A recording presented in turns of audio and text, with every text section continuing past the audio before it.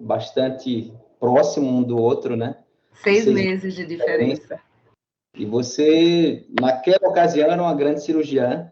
Eu fui para São Paulo e foi com uma surpresa muito positiva quando você realmente teve coragem de mudar de rota, se apaixonou pelo coração, né, literalmente. E essa paixão, ela virou um amor profundo e com frutos muito importantes. E agora a gente está vendo, você mesmo tendo cantado sua aldeia, seu canto já está sendo ouvido em todo o território nacional, né? Isso é extremamente importante. Você nunca saiu daqui, né, de Alagoas, mas sergipana, né, por opção, e seu canto está sendo ouvido mesmo, né, em todos os sentidos, né, científico, em relação à sua luta para a melhoria da qualidade assistencial, sobretudo no que tange agora as mulheres.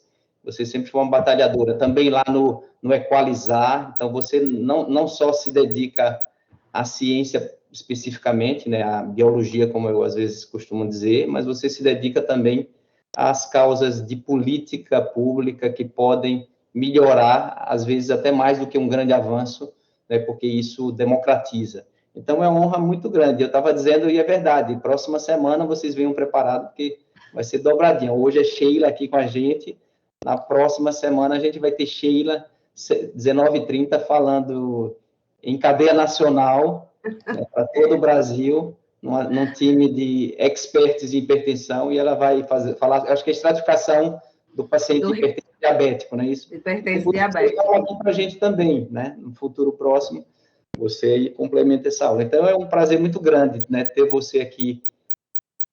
Vou dizer de volta porque você sempre esteve aqui, né? Então, mas ter você falando hoje aqui com a gente, viu? Um beijo grande. Como disse Souza, né? A tela é sua. Obrigada. Deixa eu compartilhar, né? Vamos ver aqui. Bom, então, pessoal, obrigado por essa oportunidade. E a gente vai falar sobre deficiência de ferro na insuficiência cardíaca na mulher. Essa foi uma aula que a gente apresentou no 6º Simpósio Sergipano de Doenças Cardiovasculares na Mulher, que vocês conhecem, coordenado por doutora Thaís, minha grande amiga. Eu sou conferencista de algumas empresas, mas a gente vai se esforçar ao máximo, né? Apesar de a gente saber que essa é uma aula que foi patrocinada por um fármaco específico para a reposição de ferro endovenosa, mas a gente vai tentar manter dentro do maior nível possível de imparcialidade. Então, na realidade, a epidemiologia ela é muito clara. Não adianta se falar em insuficiência cardíaca de uma forma desprezível, quando nós temos mais de 37 milhões de pessoas no mundo. E que a gente vê que todos os dias esse número cresce e bate a nossa porta. Principalmente porque nós temos os novos diagnósticos da insuficiência cardíaca que não eram o cenário que nós tínhamos há 10, 15 anos atrás. Então, espera-se que o número absoluto de internação por IC aumente em 50%, pelo menos nos próximos 25 anos. E isso já por si só traduz uma pandemia. Claro que isso se traduz em doença, morbidade, mortalidade, mas se traduz em gastos também. Então, só a insuficiência cardíaca crônica perfaz um gasto de quase 2% de saúde. Isso sendo transmitido sobre a forma de quase 61% de hospitalizações. Isso é muito para um país rico e é muito para um país como o nosso. Então, se a gente considerar a realidade dos Estados Unidos, nesse trabalho que eu adiro, vocês sabem que tem muita significância, porque um N enorme, acima de 82 mil pacientes, a gente vê o índice de reinternação, o índice de mortalidade, que ele vai aumentando ao longo do tempo e dobra praticamente quando você tem um ano. E envolve, principalmente nesse trabalho, um número maior de mulheres e pacientes brancos. E a insuficiência cardíaca, ela traz uma preocupação tão grande, mas tão grande para todo mundo, que as pesquisas, as maneiras, o conhecimento da insuficiência cardíaca, ela está se estendendo cada mais e cada mais. Então, em agosto de 2020, eu mostrei essa publicação da Pump Marvelous, que mostrava o diagnóstico da insuficiência cardíaca, mas no sentido de compreender melhor a experiência do paciente e identificar as oportunidades para o diagnóstico precoce. Mais de 600 participantes, foram 3 anos de acompanhamento, e o que se percebeu, especificamente no cenário feminino, é que as mulheres tiveram uma maior probabilidade de adiar essa consulta, e esse adiar, leia-se, uma espera de 4 meses. Então, é muito similar ao que a gente tem, por exemplo, no nosso sistema SUS. E essas pacientes, normalmente, elas eram diagnosticadas, mas depois que elas iam para a urgência, pelo menos metade deles. E pasmem que 1/3 desses diagnósticos eram equivocados, eram dados errados. Então, a mulher ela tem 2 vezes mais chances de diagnósticos incorretos em relação ao homem. E a gente sabe, ao longo de toda a história, de todos os estudos, que a mulher ela tem um percentual de participação, tanto no estudo como paciente, como, inclusive, como pesquisadora, muito menor. Então, a gente vê no consenso, por exemplo, 30%, e a gente vai para o SOLVD, 20%. O consenso é um estudo que mudou a característica do tratamento da insuficiência cardíaca, ainda que com um número de pacientes pequenos, e então, não chegava a 300 pacientes, mas foi suficiente para a gente mudar o rumo que a gente ia.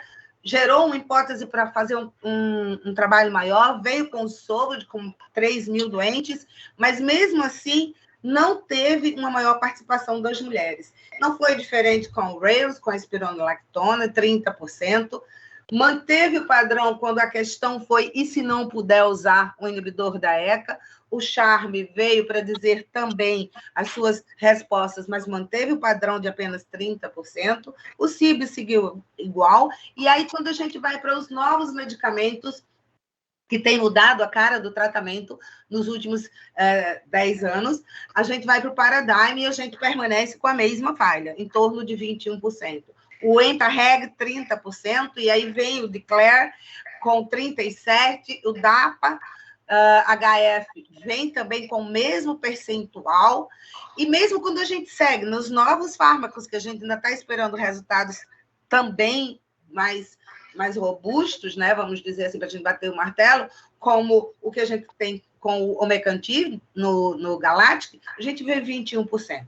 Então, parece que a gente vive o tempo todo enxugando gelo para entender que mulher e homem não são iguais e que as nossas variáveis pessoais, biológicas, marcadores, mudam, sim, com relação, inclusive, à melhor resolução de fármacos.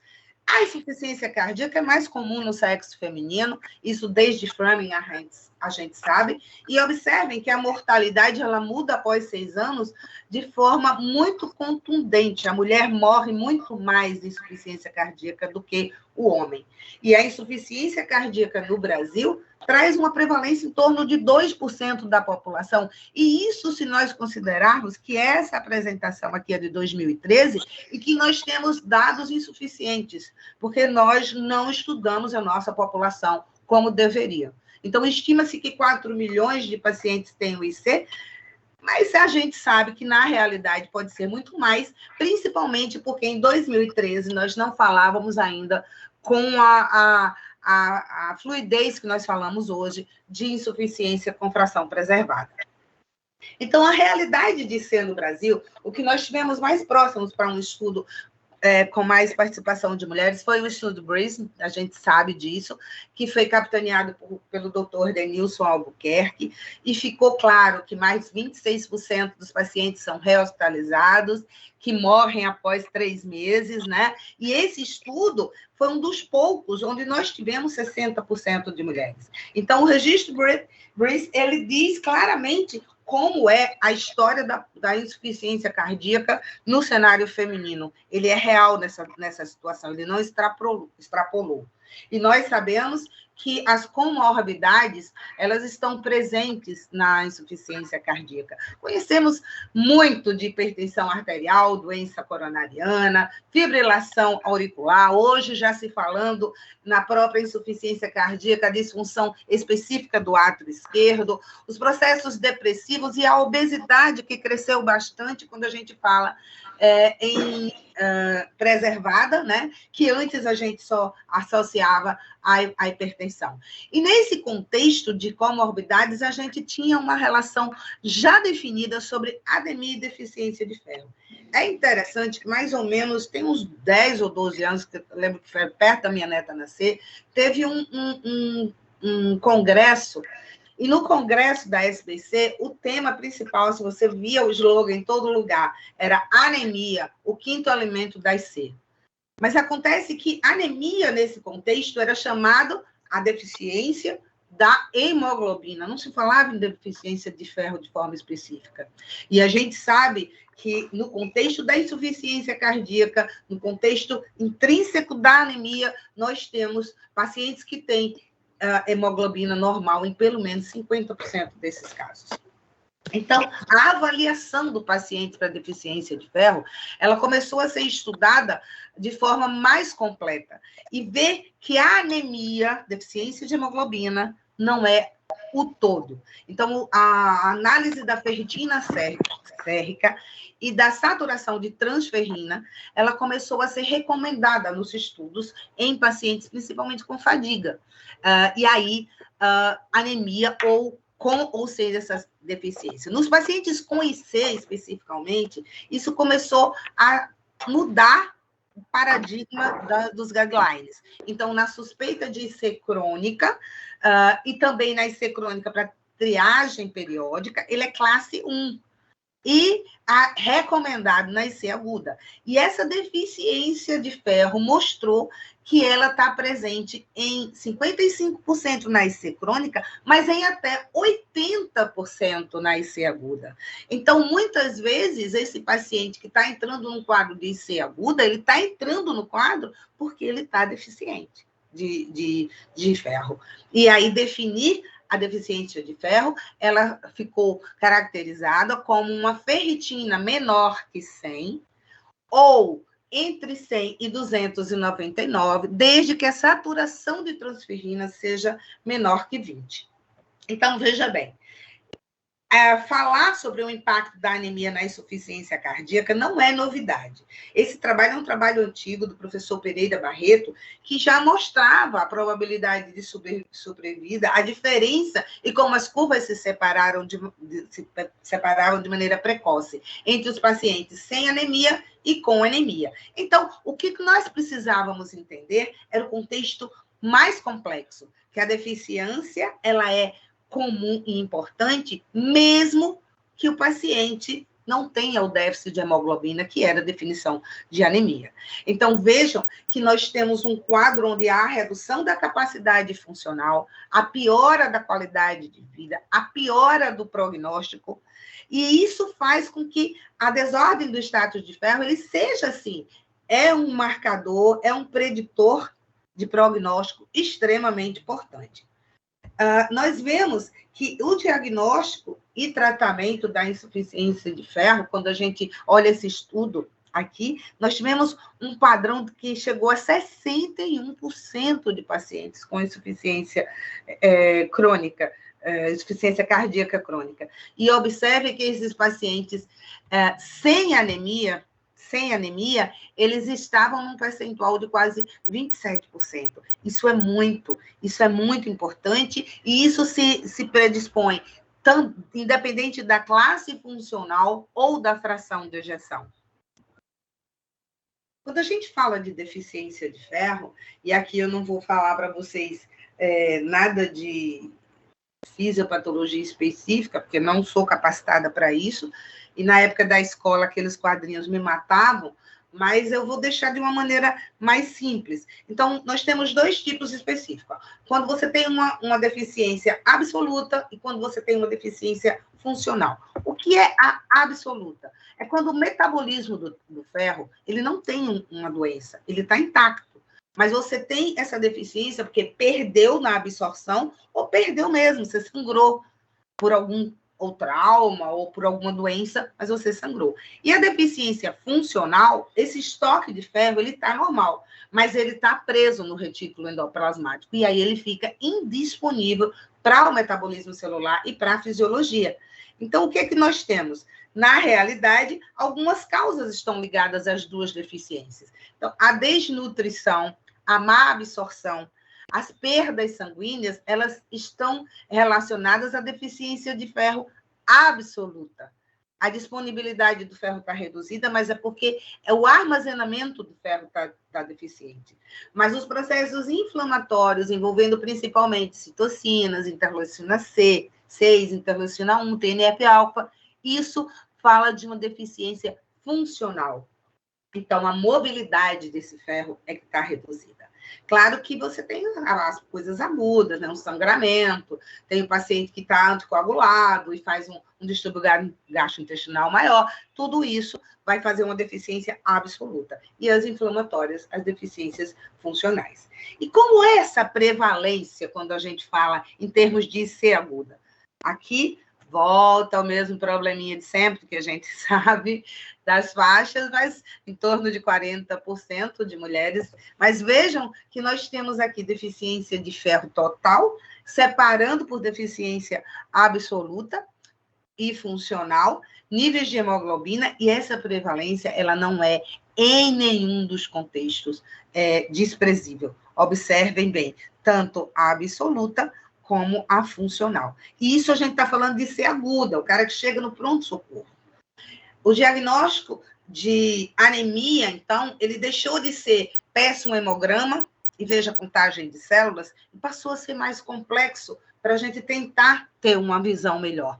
Então, colocar a saturação de transferrina, a capacidade de ligação, que vai ao que mede a capacidade de ligação, a ferritina, e inclusive a proteína C reativa, que mostra o processo inflamatório muitas vezes, principalmente quando você tem essa deficiência de forma funcional. E essa fórmula é dada pelo ferro sérico, dividido pela capacidade total, vezes 100. O laboratório dá para você mastigadinho, e nós sabemos que nós temos esse padrão de deficiência de ferro com anemia e sem anemia. E lembrando que essa anemia, ela pode ser por deficiência de ferro também. Então, o que nós temos no contexto feminino, especificamente mulheres e gestantes, é que a hemoglobina é menor que 12 em mulheres, e menor que 11 nas gestantes, e para homem, menor que 13. Perfeito? Mas quando a gente vai relacionar isso com a ferritina sérica? A gente vai relacionar com o processo inflamatório, sim. A gente vai relacionar com a anemia, sim, mas o contexto ele começa a ser mais definido. Se a ferritina sérica ela está menor que 30 ou menor que 100, é uma deficiência absoluta. Existe, independente da hemoglobina. E se ela está entre 100 e 299 e a saturação de transferrina é menor que 20, é uma deficiência funcional, é uma deficiência de ferro e vai estar relacionado à anemia e à queda da qualidade de vida desse doente. Bom, quais são as opções que nós temos para o tratamento da anemia? A gente tem o ferro oral, que nós conhecemos muito bem, nós passamos, acho que todos os períodos na escola ouvindo falar sobre isso. A eritropoetina, que a gente viu falar muito, principalmente nos pacientes renais, né? O ferro intravenoso, que nós tínhamos uma disponibilidade muito grande, o nome comercial Noripurum, né? Que todo mundo conhecia, e era o que se usava para tudo. E a transfusão de sangue, que seria uma alternativa final, tendo em vista que transfundir sangue é fazer um transplante de órgão. Então, a gente evita ao máximo transfundir. Eu lembro que nos meus tempos de escola, de bancos de escola, a gente transfundia uma bolsa de sangue, né, com tudo dentro, né, e hoje não. Hoje os componentes são separados de maneira muito mais vamos dizer assim, mais inteligente, né? Pois bem, então, como é que a gente vai entender como funciona a reposição de ferro oral? Veja só. O ferro oral, que você tenta repor, ele não se sobrepõe ao bloqueio da epsidina, que é isso aqui, que é esse peptídiozinho aqui, ó, a epsidina. Então, o que é a epsidina? Ela é um peptídeo, ela é produzido pelos hepatócitos e através de uma ligação com a ferroportina, ela vai regular a absorção desse ferro através do duodeno e sua liberação das células de estoque. O grande problema é que o ferro oral não consegue se superpor a isso. Ele não vai ser absorvido nos pacientes com insuficiência cardíaca, porque o transporte duodenal do ferro está comprometido na insuficiência cardíaca. O ferro intravenoso, ele consegue se superpor a isso, ele vai se superpor ao bloqueio da epsidina, vai haver um aumento da expressão da ferroportina, e esses níveis de ferro vão fazer com que, nessa superposição, o sequestro do ferro mediado pela epsidina, pelo aumento da expressão de ferroportina, possa acontecer e aí sim ser absorvido. Essa é a explicação entre a diferença entre o oral e o venoso.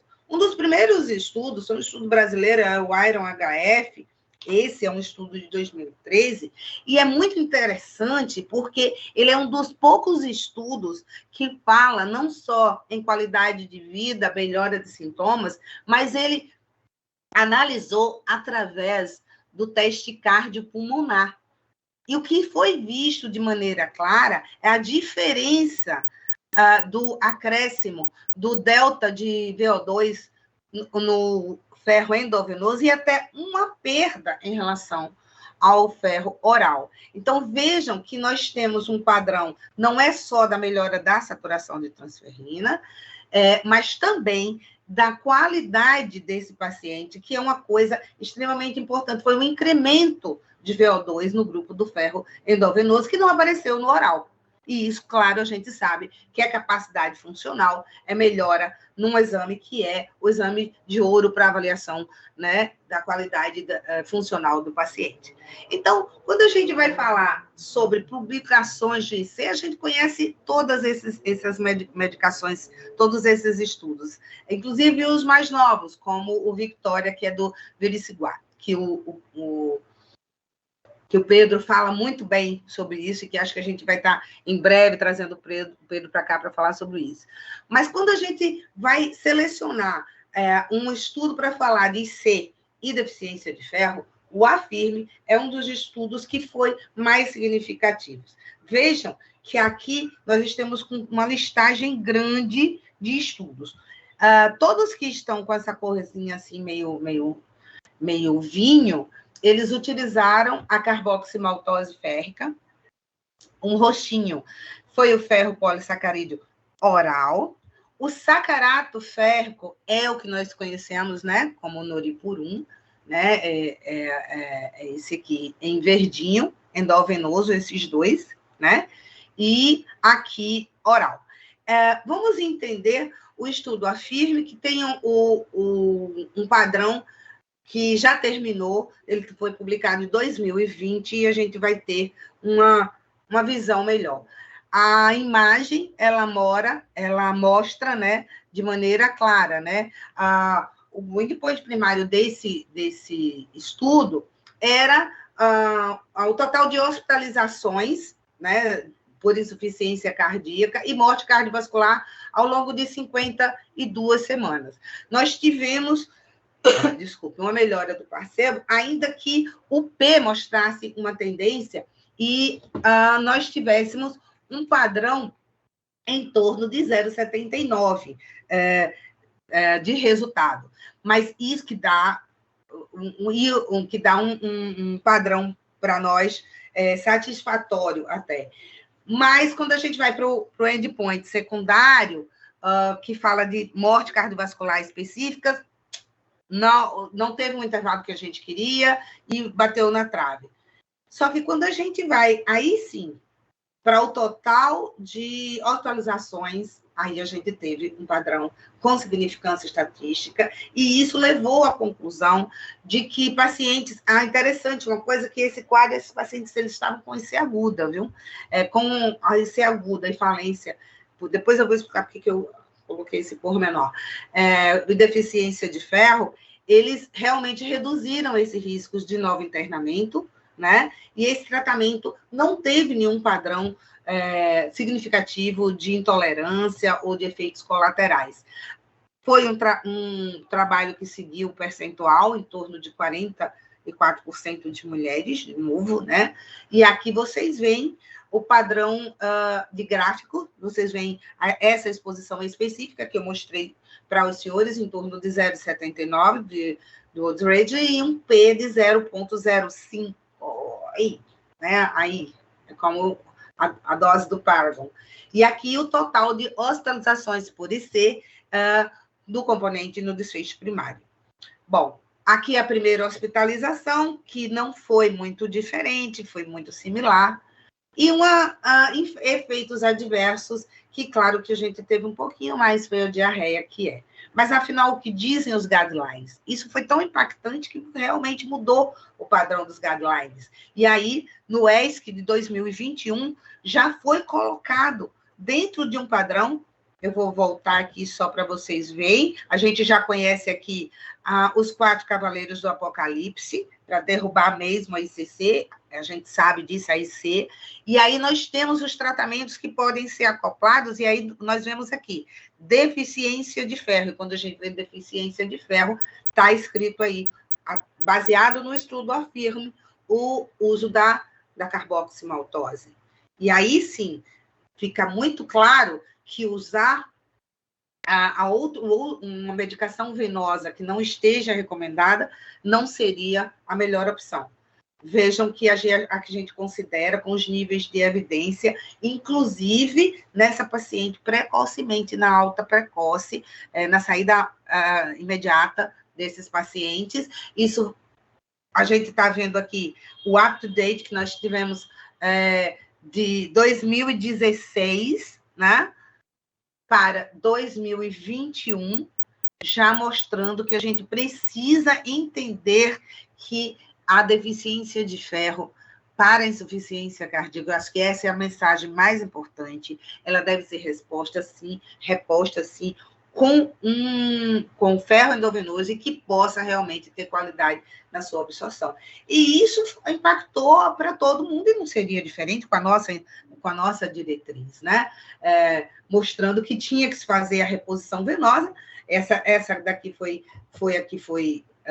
logo no final de 2020, e aí, quando houve a atualização dos tópicos em 2021, já no finalzinho de 2021, aí já veio mostrando e deixando muito claro que, além do que nós tínhamos, que era preciso aquela recomendação de 2018, que a gente tinha que fazer esse diagnóstico, que era uma coisa que puxava muito em 2018, que a gente fizesse o diagnóstico, mesmo que não houvesse déficit de anemia, mas que a gente precisa repor isso, baseado num estudo randomizado, multicêntrico, que respalda essa recomendação. Em 2022, aí o ACC veio e falou novamente na reposição de deficiência com ou sem anemia. E aí a gente fecha realmente o padrão de indicação do tratamento da IC e deficiência de ferro. Então, eu concluo para os senhores dizendo que a deficiência é altamente prevalente na IC e tem um impacto bastante negativo para a qualidade de vida desse paciente, que eu acho que é o mais importante, porque não adianta você ter um paciente com os níveis lindos e maravilhosos e o paciente inútil numa cama, ele tem que ser funcional para a sua família, funcional para a sociedade e funcional para ele mesmo. Os nossos dados suportam que o benefício da carboximaltose férrica em pacientes com deficiência de ferro IC é muito razoável, e isso mudou, né? Mudou a diretriz de 2021, mudou a diretriz brasileira, que incluíram essa recomendação de forma muito clara para reduzir sintomas de IC e melhorar nível de reinternações, e aí o estudo AFIRME foi a maior recomendação. Aí você diz, Sheila, mas é o único... Não, tem mais estudos sendo concluídos. E nós temos ainda a carboximaltose férrica com o estudo AFIRME, mas agora, em 2022, nós tivemos o Ironman, que usou a cacarose, que também mostrou os mesmos benefícios. Então, o que fica claro é que não adianta você estar dando comprimido de ácido fólico ou de ferro para paciente com insuficiência cardíaca, porque ele não vai absorver. Porque não adianta que ele não vence o bloqueio da hepcidina. Então, nós temos com isso um padrão que já está estabelecido em IC, anemia com a deficiência de ferro com ou sem anemia, o tratamento deve ser endovenoso. E apesar da mulher ainda continuar sendo um percentual menor nos estudos, a gente vê que nesses estudos com a carboximaltose, ela é importante. Aí a reposição desse ferro na mulher, ela tem que ser mais atenta ainda, porque a mulher ela tem condições que são inerentes a ela, que fazem ela ter perdas absolutas muito maiores. A mulher, ela faz mioma, ela perde sangue através dessa miomatose, e a gente tem que olhar com um olhar ainda mais atento. Eu não podia deixar, nunca, de terminar a minha aula sem falar no Congresso Norte-Nordeste de Cardiologia. Um orgulho para todos nós. Estamos fazendo parte com muita honra com a doutora Úrsula nessa comissão organizadora e, assim, expondo todo dia para o Brasil inteiro a alegria que a pequena, mais encantadora desse país vai ter em receber todo o Norte e Nordeste e todo o Brasil que puder vir para estar conosco. Muito obrigada, pessoal, por essa oportunidade maravilhosa de estar aqui com vocês. Parabéns, Shelinha. Muito boa, excelente revisão, excelente compartilhamento de conhecimento, de reflexão sobre o tema. Eu acho que você trouxe um desafio para a gente, né? Você está colocando aí que as diretrizes já mudaram e eu acho que a gente talvez, minha impressão, né? Eu quero ouvir o pessoal que milita, que tem internado paciente, a gente não está subutilizando uma intervenção que já está na diretriz, né? Eu acho que esse gap entre a evidência e a implementação, a gente tem que sempre estar questionando, né? Não tem muita justificativa para um gap tão grande num grupo que se mantém atualizado, né? Então, a gente precisa rever isso aí, né? Discutir se a gente compra essa evidência e como colocar em prática, né? Eu queria depois ouvir o pessoal se já começa a ser uma rotina dosar e pesquisar deficiência de ferro, etc. Mas minha pergunta é um pouco técnica em relação à implementação, se deve existir algum cuidado do momento de coleta desse laboratório. Da coleta para diagnóstico? Porque, por exemplo, já que existe a questão da inflamação influenciando todo o perfil de ferritina, etc., eu imagino que alguns pacientes chegam com insuficiência cardíaca aguda, infectados e etc. Se existe na diretriz ou nas recomendações que a gente coletou na chegada, já faz parte do diagnóstico. Já faz parte do diagnóstico. O outro estudo que foi publicado agora em 2022, ele é da derrissomaltose. Foi um estudo que foi feito, nesse caso, em crônicos, certo? Diferente do AFIRME, que ele pegou agudos. O AFIRME pegou dentro das unidades hospitalares. E esse outro pegou já pacientes que já tinham diagnóstico de IC, independente de estarem internados, mas procurava ver um novo internamento. Todos os dois coletando da mesma maneira. Não teve nenhuma recomendação, pelo menos do que eu li, só me passou, mas não vi nenhuma recomendação. E esse da derrissomaltose, ela mostrou os mesmos padrões de redução que o da carboximaltose. Então, o que fica aqui nessa aula especificamente, eu trouxe para mostrar que não é apenas mas a reposição endovenosa que tem que ser usada. Então, a gente tem que ter muito cuidado com isso, porque a gente fica, muitas vezes, fazendo o paciente da IC, eu acho que todo mundo passou por isso, que o paciente está lá e você fica mandando ferro oral para ele, e o paciente só faz mais diarreia. E como ele faz mais diarreia, ele expolia mais. E expolia mais, ele fadiga mais. e aqui a gente fica sem saber se ele está fadigando porque ele está perdendo mais função, ou se ele está fadigando porque tem alguma coisa. Aí procura, aí vê uma PCR aumentada, fica procurando infecção, que é a segunda maior causa da falta de adesão, da perda da adesão do paciente, do internamento agudo da IC, é a infecção, principalmente infecção urinária. Então, lembrar que uma PCR alta pode não ser só infecção, né? Ontem eu tive um colega de Maceió que falou comigo, mas o PCR do paciente está alto. Eu disse, o paciente está tomando quimioterapia. Nós estamos diante de um grande agressor. É uma medicação, é um fármaco, mas é um grande agressor. Então, vamos avaliar junto com o oncologista essa doente. Então, assim, não tem nenhuma recomendação específica, não. Perfeito. E é interessante, Guto, essa observação que você fez sobre o seguir dos guidelines.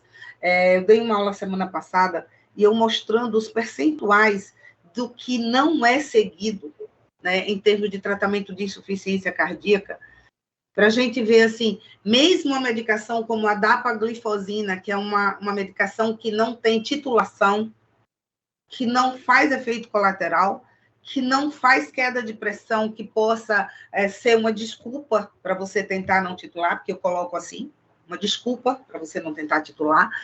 Mesmo a dapaglifosina, o nível de adesão e de pacientes que interrompem, e eu estou falando muitas vezes que são interrompidos, inclusive, pelo próprio médico. O médico tira a medicação desses pacientes. Então, é muito importante a gente... Porque senão não adianta a gente estar fazendo guideline. Se é só um papel, vira romance. A gente lê e deixa para lá.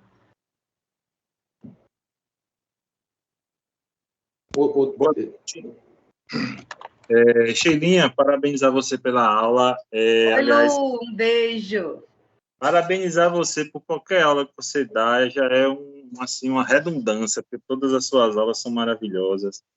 E eu que venho acompanhando essa jornada há tantos anos, não deixo desde o comecinho. Desde a residência. Desde a residência, desde o Congresso Norte e Nordeste de Natal, em 2002. Pois é. Mas 21 anos. Eu queria tirar uma dúvida contigo sobre a questão do custo, porque a medicação que foi utilizada nesses estudos todos que você falou é uma medicação que a gente não tem uma familiaridade aqui no Brasil, né? O nome comercial é o Ferinject. Ferinject, exatamente. Ele foi durante muito tempo uma medicação do domínio do hematologista, que não abarcava para nós cardiologistas, né, indicar a sua utilização. E geralmente era assim uma indicação de uma injeção única, né, que poderia ser até, se não pudesse ser venoso, poderia ser intramuscular, né, mas que esse viés da cardiologia foi com relação ao Ferinject, né? Passou a ser muito mais... O Ferinject é o sacarato. Isso.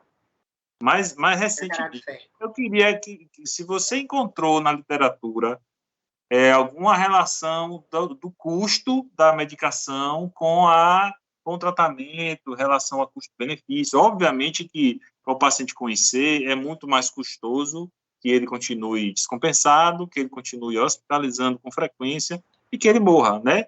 Mas no nosso cenário Brasil-SUS, a gente tem que ter pelo menos um olho relacionado a isso, e se outras alternativas mais baratas, que também são parenterais, poderiam ser utilizadas, entendeu?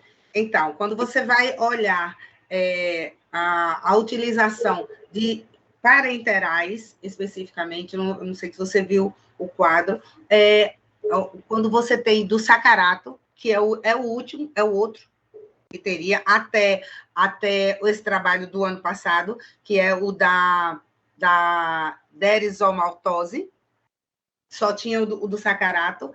O número de pacientes é muito pequeno. Trabalho com 35 pacientes, com 18 pacientes.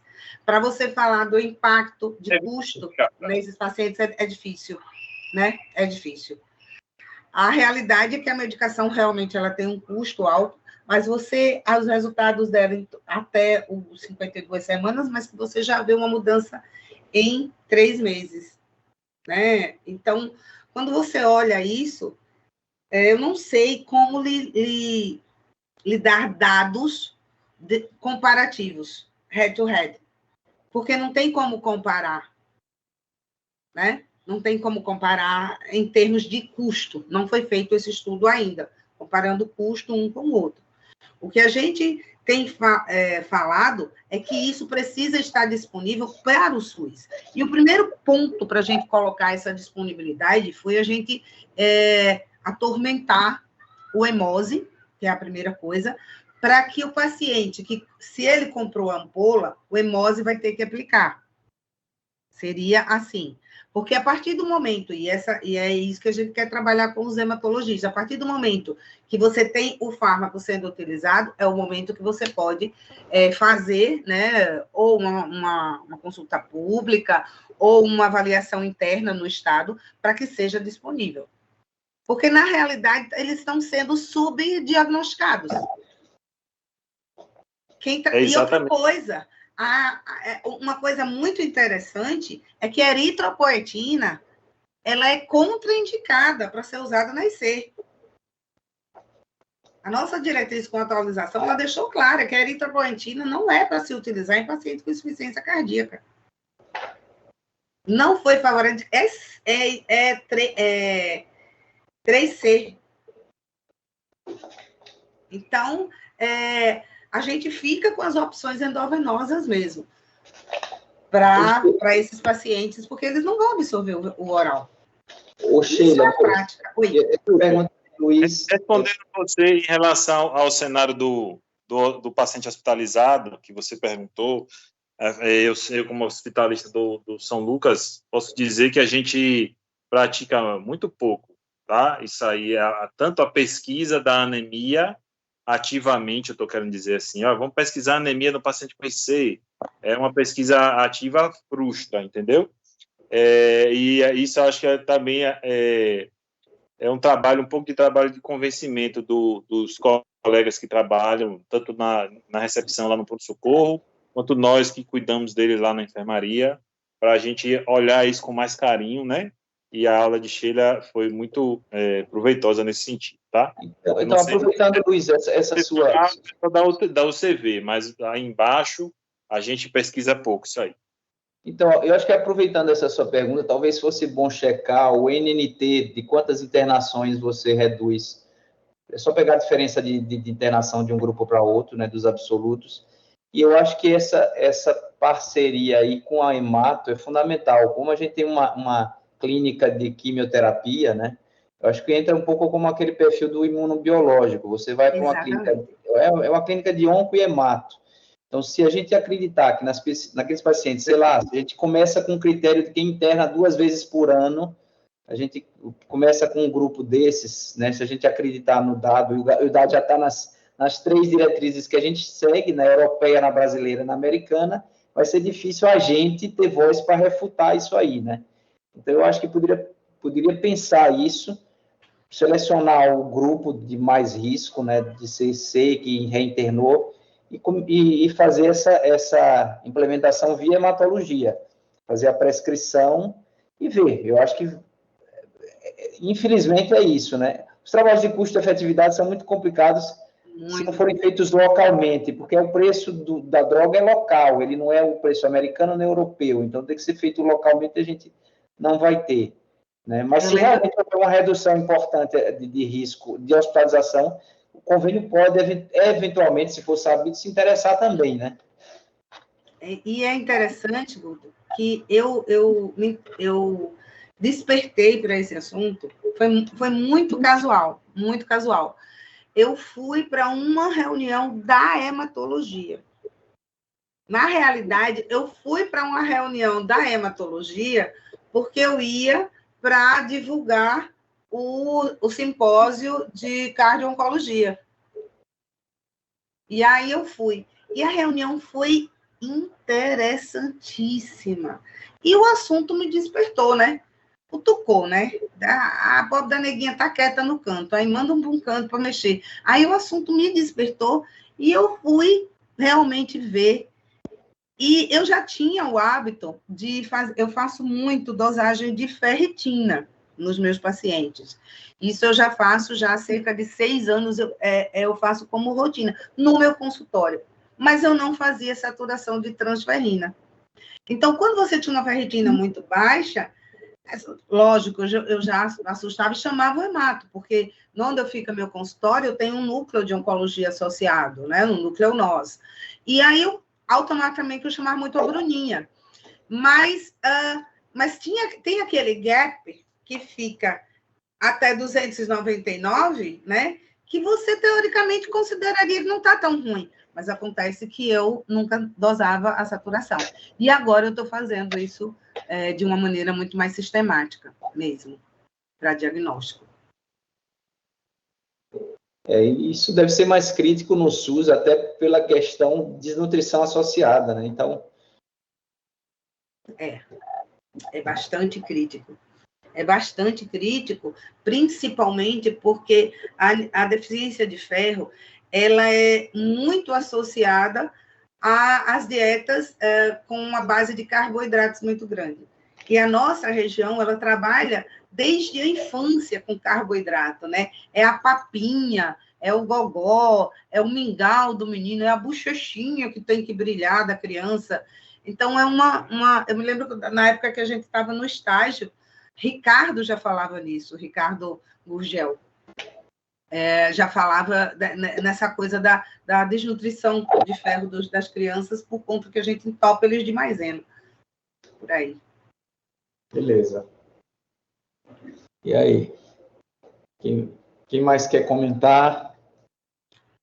O pessoal da UCV podia falar alguma coisa, né? Quem tiver aí. O Luiz Flávio está aí, acho que a Érica está aí também. Lúcia está aí, Lúcia Brito. Lúcia.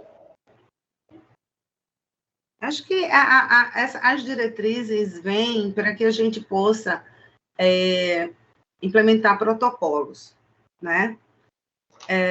A casa já tem uma grande especialista, 2 grandes especialistas em insuficiência cardíaca, né? Doutora Thaís, doutora Juliane Seabra. Eu acho que seria muito bom. Cardiólogo, né, você está fazendo? Não, de insuficiência cardíaca, porque as 2 trabalham muito com insuficiência cardíaca.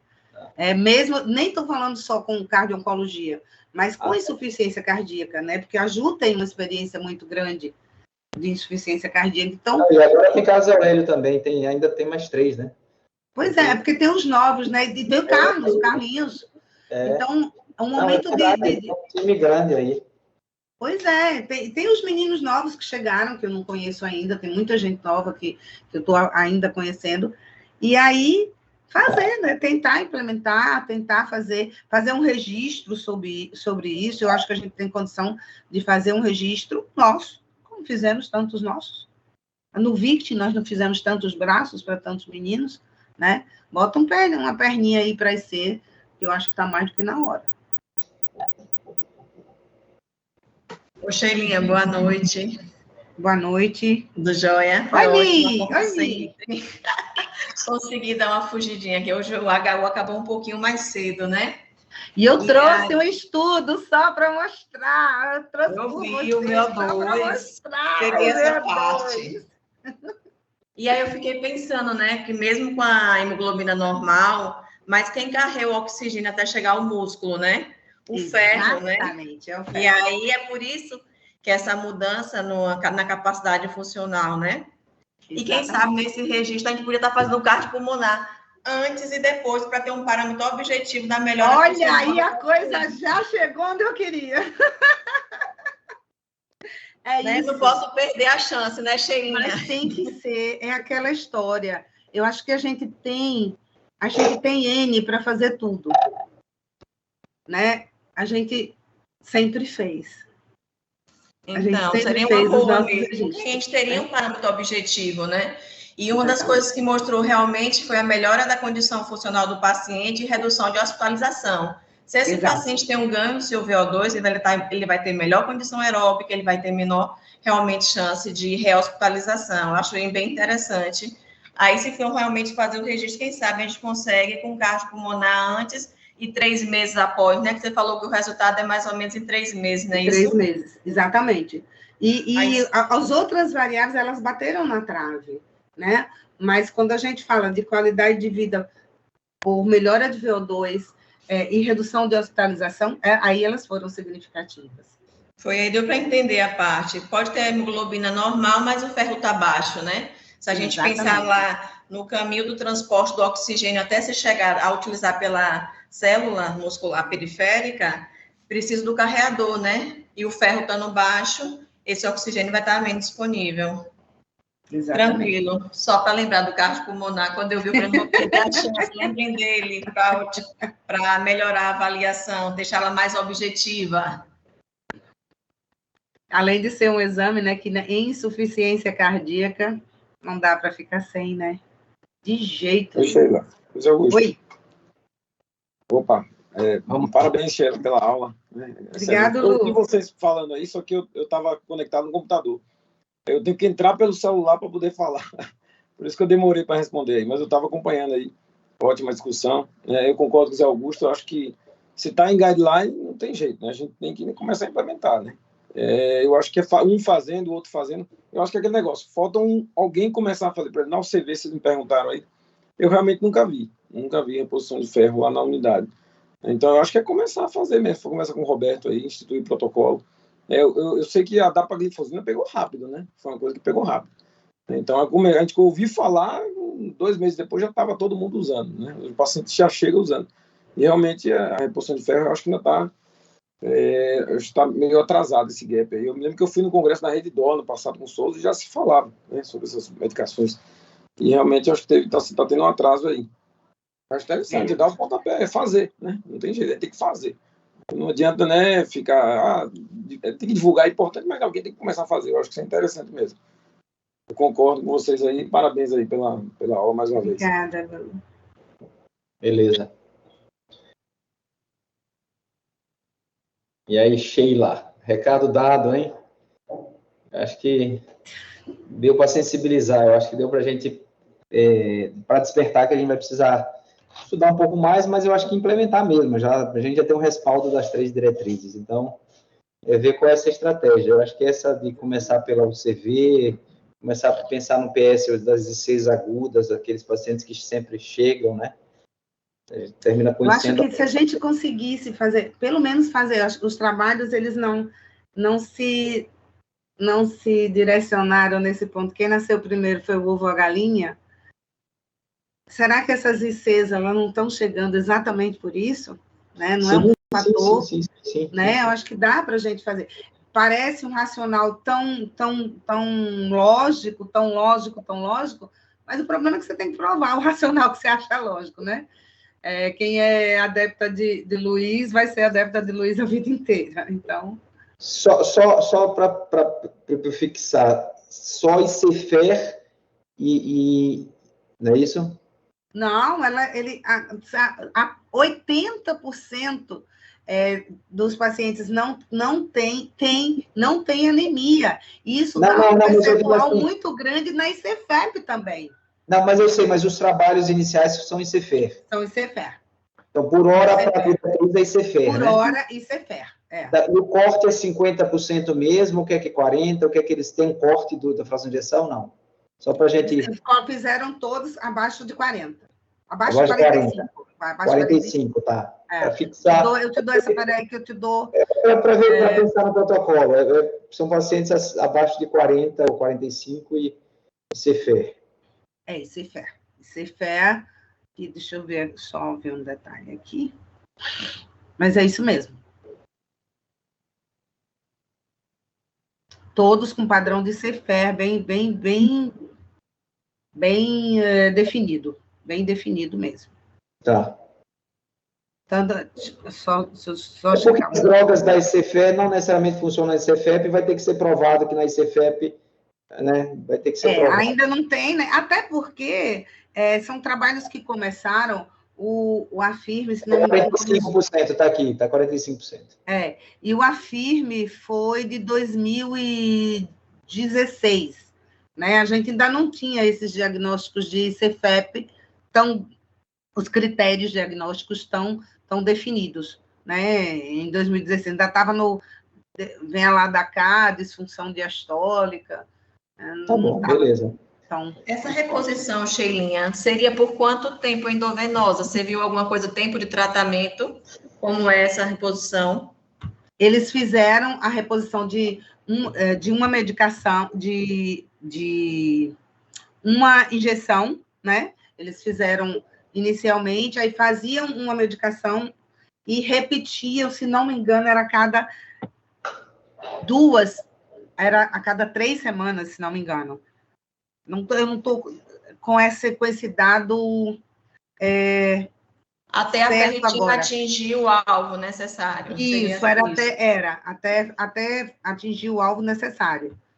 Mas o tempo, eu não sei se era uma a cada 15 ou 21 dias. Mas o paciente já começaria a reposição na fase inflamada internado? Agudo mesmo, né? Mesmo. E depois manteria a cada 15 dias, de acordo com a necessidade. Se fosse. E outra coisa, o Afirme foi no agudo. Esse outro, que é o Ironman, foi nos não agudos. Me corrija, eu não tenho aquela ideia do que o ferro no paciente com infecção. Tem isso, não? Tem contraindicação à infecção ou não? Foi isso que eu perguntei, Zé Augusto, que eu me lembrei disso. Naquela época, né, que a gente tinha medo de repor durante... Infecção,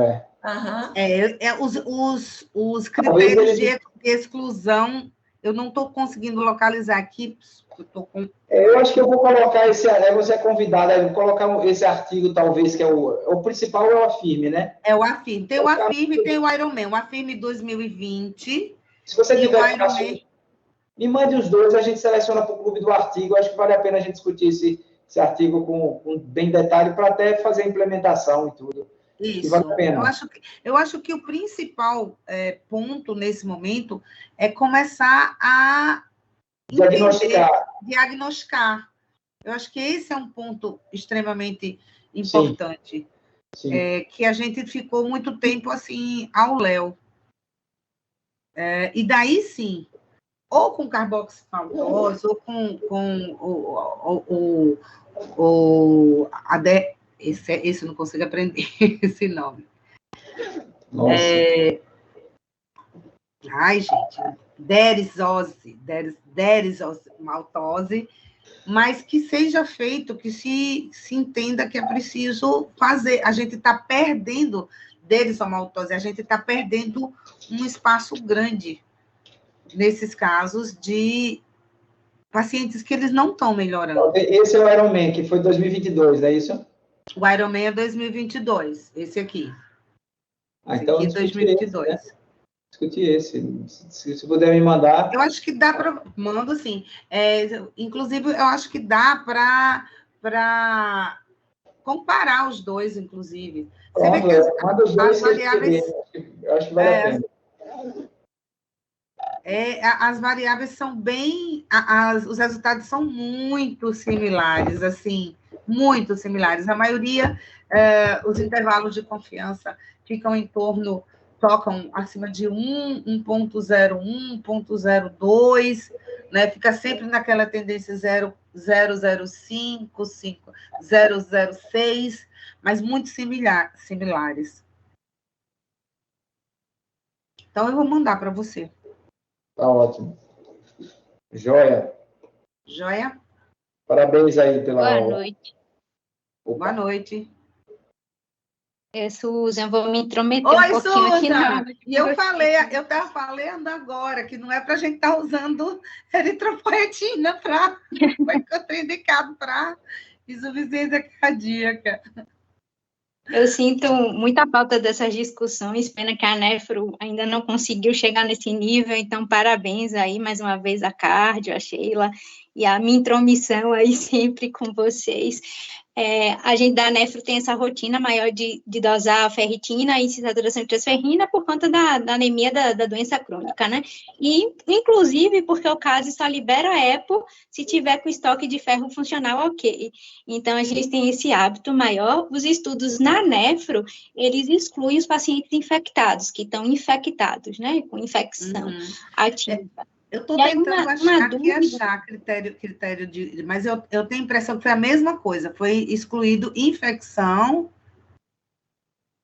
Uma dúvida era assim, se na cardio fala em relação à subida da hemoglobina, se para essa reposição, a depender da velocidade da subida, e aí você falou que não usa na ICFE a eritropoetina, né, o EPREX, mas a gente tem muito no consultório paciente com IC, que a gente repõe ferro e a anemia não melhora, e a gente dá ácido fólico, complexo B, e não melhora, e às vezes tem que botar aquela ampolinha ali de EPREX pelo menos a cada 15 dias. Não são muitos pacientes, eu não tenho muitos que precisam usar, mas às vezes preciso usar por realmente medo dos eventos tromboembólicos, né? Agora, a gente não teria um viés aí, Suza, porque no caso de vocês, você está falando exatamente no paciente que já é renal. Que tem a deficiência, né? Mas a gente não costuma dosar a eritropoetina para repor se deficiência, entendeu? A gente não faz esse link. A gente dá porque realmente a gente faz pressuposto de que tem, mas apesar disso, usando, tem chance de fazer evento tromboembólico, inclusive se a subida do HB for muito significativa. Entendi. É uma coisa importante também, né?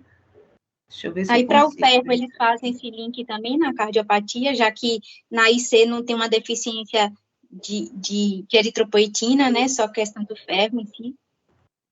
Não vi falar nada sobre isso. Só que dentro do guideline, a eritropoetina ficou contraindicada. Estou tentando ver aqui. Deixa eu ver. Ficou contraindicada no uso da IC. Alô? Eu estava vindo aqui. Estou vendo aqui.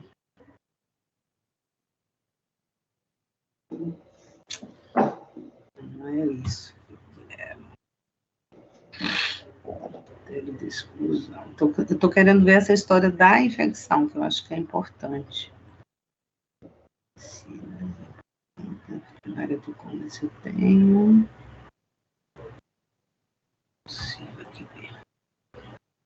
Depois, Sheila, acho que o Zé Augusto, como falou, né, pegar esses artigos, né, dar uma dissecada. Eu acho que tem que dissecar, sim. Sempre, né? Depois diga a nossa amiga nefrologista que pode mudar de especialidade, né? Você... Não, eu já roubei ela. O departamento... Você fazer cirurgia e foi para cardio. Da nefro para cardio é mais simples ainda. Eu já roubei, não teve jeito. No Congresso Brasileiro de Hipertensão, todo mundo já sabe que ela é nefrocárdio, então não tem mais jeito. Acabou. O pessoal a gente já roubou do pessoal da nefro. Não tem mais o que fazer. Ela é realmente... E assim, Susan tem uma coisa, eu posso falar, porque todo mundo sabe que eu falo o que eu penso mesmo. Então, Susan, ela tem uma disponibilidade, uma boa vontade, porque a gente fica muito perdido, nós ficamos muitas vezes, né? Eu, pelo menos, fiquei muitas vezes perdida. E, assim, eu ligo para ela sempre me ajuda, ela sempre me ensina, ela sempre me orienta, e isso é fantástico, porque disponibilidade, para mim, é tudo. Tudo. Ligar na hora que você está... Quando você está muito bem dando aula, está tudo ótimo. Ruim é quando você está na hora do aperreio e você quer alguém para lhe ajudar, para dividir com você a angústia. E a Susan é muito disso, muito. Dividir a angústia. É muito legal. Mas eu vou mandar o estudo na íntegra aqui. Estou tentando, beleza. Não estou conseguindo abrir. Ok? Ok, vamos finalizando, né, Xelinha? Ó, muito obrigado, foi excelente. Eu acho que você viu pela perspectiva de desdobramento, né? Eu acho que de implementar uma conduta que é de diretriz. Então, é extremamente importante a sua aula. Foi muito informativa e formativa. Então, eu vou deixar as últimas palavras para você, e aí você dá boa noite para o grupo. Eu só agradecer, né, dizer que é muito bom voltar, né, para esse espaço, a gente falar sobre temas é muito, muito bacana. Eu tinha muita dificuldade para conseguir, né, porque eu tinha o SEMAR, mas agora eu sou uma avó aposentada, então, como eu estou aposentada, está sendo melhor agora para eu poder fazer minhas coisas. E aí, estou voltando aos poucos, o Tobosco falou comigo também, Sheila, vem para a tarde, eu estou estruturando minhas coisas para voltar. Sinto muita falta, né, dessa reunião no cenário, na forma presencial, porque realmente minha maneira de ser é muito presencial, né? Mas vamos ver se eu acho que é uma possibilidade, vamos discutir isso, né? Eu acho que é legal sim. Eu acho que vale a pena. Pelo menos a gente pode fazer um híbrido, né? Quem quiser vai, quem não quiser não vai, né? Eu acho que vale a pena, porque a gente precisa da ciência, mas a gente precisa da emoção também. E é muito bom encontrar vocês. É muito bom. Joia. Tá bom. Beleza? Beleza? Beijo, querido. Boa noite a todos e obrigado. Beijo, tchau.